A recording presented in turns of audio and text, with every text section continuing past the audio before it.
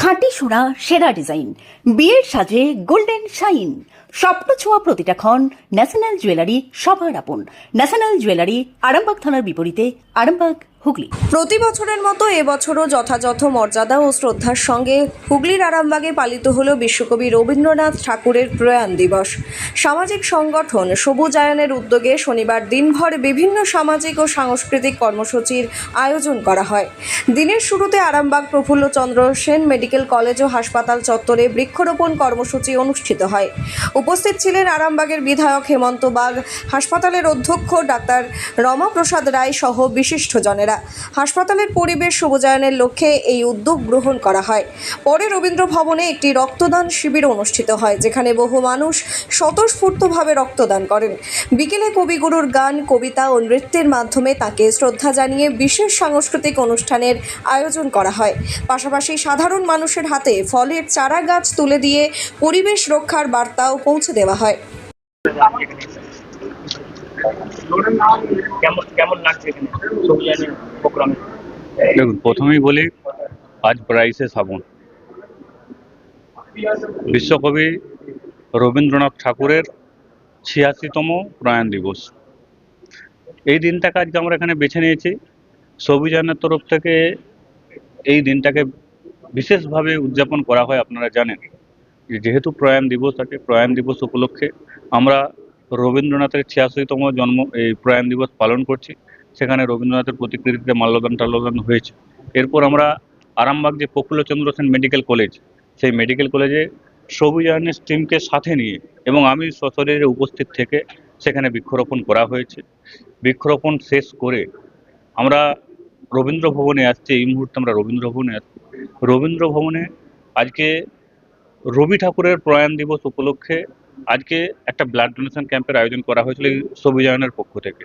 সেই সবুজায়নের আমন্ত্রণে এখানে ডক্টর মনোজিৎ মুখার্জি আছেন, এই সবুজায়নের যিনি কর্ণধার আছেন, ওনার উপস্থিতিতে এবং টোটাল টিমের উপস্থিতিতে আজকে রবীন্দ্র ভবনের সবুজায়নের পক্ষ থেকে যে ব্লাড ডোনেশন ক্যাম্প হচ্ছে, সেই ব্লাড ডোনেশন ক্যাম্পের শুভ উদ্বোধনে আমরা সকলে উপস্থিত আছি। আমি যদি এসেছি রবীন্দ্র ভবন রবীন্দ্রনাথের নামকরণ করে হয়েছে, কিন্তু সেই ভবনটার বেহাল দশা, কবে কি খোলা হবে?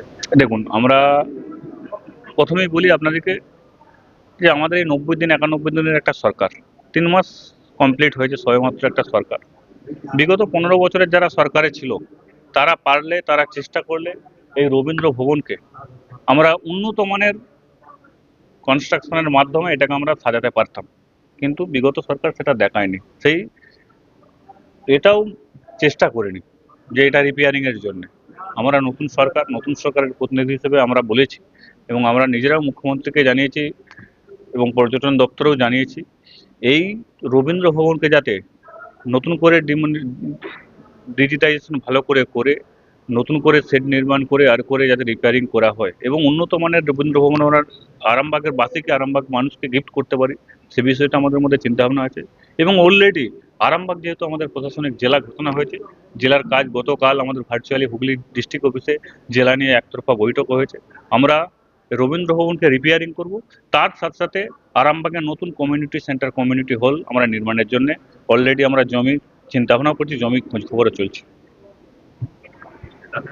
শিবম মার্বেল অ্যান্ড গ্রানাইট, ঐতিহ্য আর আধুনিকতার মেলবন্ধন, এখন গড়বাড়ি, আরামবাগে। ফোন 9475179586। খুব ভালো লাগছে যে ডাক্তারবাবু শুনেছি দীর্ঘকাল ধরে উনি সবুজায়নের পক্ষে উনি কাজ করে চলেছেন, আর ওনার চিকিৎসার যে খ্যাতি মানে আরামবাগ সাব ডিভিশন তথা আমাদের এই 3-4টে পার্শ্ববর্তী জেলাতেই ডক্টর মনোজিৎ মুখার্জি মানে একটা আলাদা নাম চিকিৎসা জগতে। তো ওনার সেই চিকিৎসার খ্যাতির সাথে সাথে ওনার যে সমাজকে নিয়ে সচেতনতা এবং দেশের জন্য দশের জন্য যে চিন্তা ভাবনা, এটা দীর্ঘ সময় ধরে আমরা খুব ছোট দেখি, আমার বয়সে অনেক আমি নবীন, তো ওনার কার্যক্রম সম্বন্ধে কম বেশি আমি অবগত আছি। তো উনি এই কার্যক্রমটা প্রতি বছর করেন। বিভিন্নভাবে উনি সোশ্যাল অ্যাক্টিভিটিসের মধ্য দিয়ে উনি নিজেকে প্রতিনিয়ত পরিচালনা করেন, আর এটা অত্যন্ত প্রশংসনীয় যে ওনার মতন একজন গুণী চিকিৎসক শুধু চিকিৎসা সেবা বাদেও আরও যে কিছু সেবামূলক কাজ করা যায় তার উদাহরণ হিসেবে আজকে এই রক্তদান শিবির এবং সবুজায়ন, প্রত্যেকটি রক্তদাতাকে একটি করে হচ্ছে আম গাছের চারা দেওয়া হচ্ছে, যেটি অত্যন্ত প্রশংসনীয় এবং আজকের ডেটে আমাদের যে পরিবেশের যে ভারসাম্য রক্ষার ক্ষেত্রে সময় উপযোগী সিদ্ধান্ত একটা।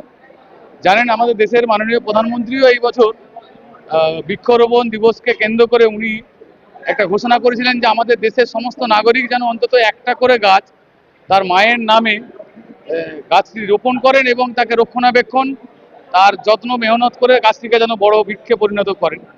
এই বার্তা আপামর ভারতবাসীর জন্য উনি দেশের প্রধানমন্ত্রী হিসেবে দিয়েছিলেন।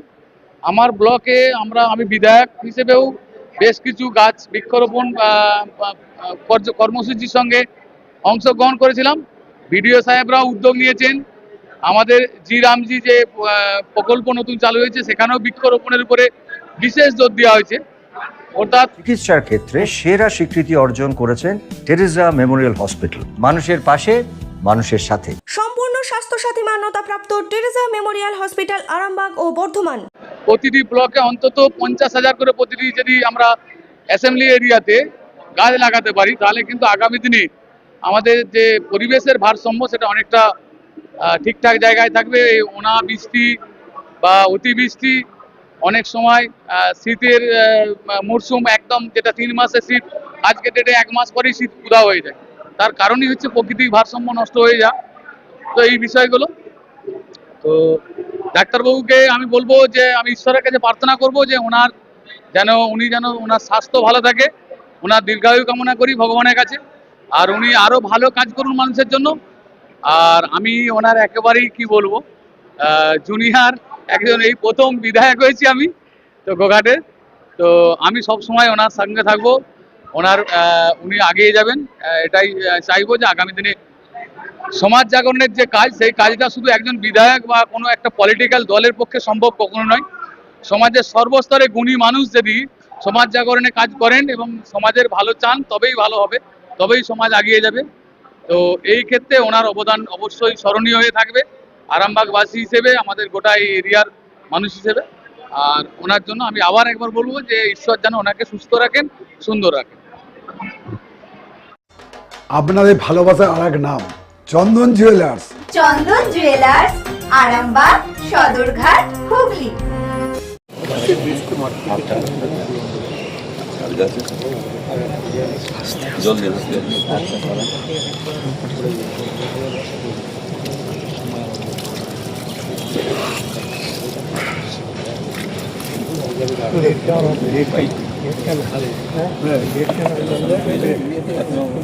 এবার এইগুলো গাছগুলো আপনি একটা গাছ লাগান, এদিক থেকে এদিক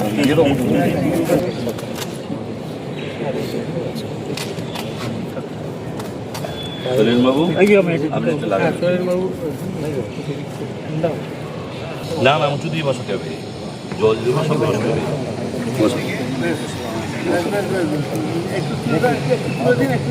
একটু তাকাবেন এদিকে।